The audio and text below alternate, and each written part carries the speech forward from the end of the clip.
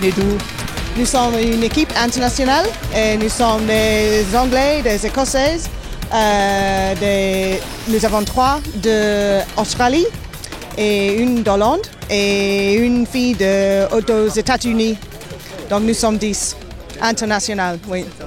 Je viens accompagner ma fille, donc qui est dans le projet depuis la 4e année. Puis comme c'est l'étape à Saint-Dié-des-Vosges, c'est l'occasion de l'accompagner puis de la soutenir dans son projet. Moi, c'est la 4e édition que je réalise et en fait, il s'agit de promouvoir le cyclisme féminin en réalisant une grande boucle féminine à travers la France, 3500 km environ. On milite pour un retour d'une grande course à étapes féminine en même temps que les hommes. Alors nous sommes un club de Sainte-Marguerite, effectivement, une petite trentaine de membres dans le club. Et puis on va essayer de faire quelques kilomètres. On va essayer de les suivre. Ça, c'est déjà un autre problème. On va essayer d'y arriver, mais bon, voilà. Ouais, on supporte les ailes, en particulier Aline Clément, donc qui roule avec nous à Tintru le reste de l'année. Donc on est très heureux de participer à cette belle fête du vélo féminin. Alors ouais, je suis la locale de cette étape.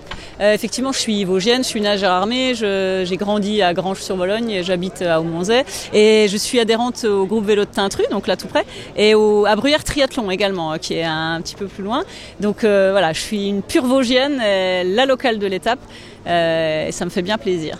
Donc ce projet Donnons des ailes au vélo J-1 est né il y a 5 ans à l'initiative de Claire Floret qui ne trouvait pas très juste que les hommes puissent avoir un Tour de France et pas les femmes. Le Tour de France, comme on l'a connu dans les années 80 avec Jeannie Longo, ça n'existe plus depuis 30 ans. Et notre idée, notre envie, c'est d'inciter les organisateurs de courses à relancer un Tour de France pour les femmes professionnelles. Donc nous sommes 13 femmes de niveau amateur qui...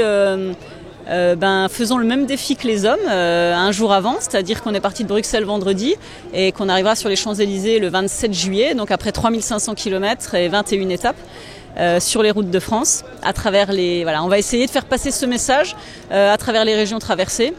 Donc on est souvent bien accueillis par les élus, par les médias. Donc le but c'est vraiment de mettre un gros coup de projecteur sur le cyclisme féminin, montrer qu'il existe, qu'il y a des femmes qui font du vélo, et que si des femmes de niveau amateur sont capables de faire 3500 km en 3 semaines, les femmes professionnelles méritent d'avoir leur Tour de France et de pouvoir faire la course sur une belle course à étapes.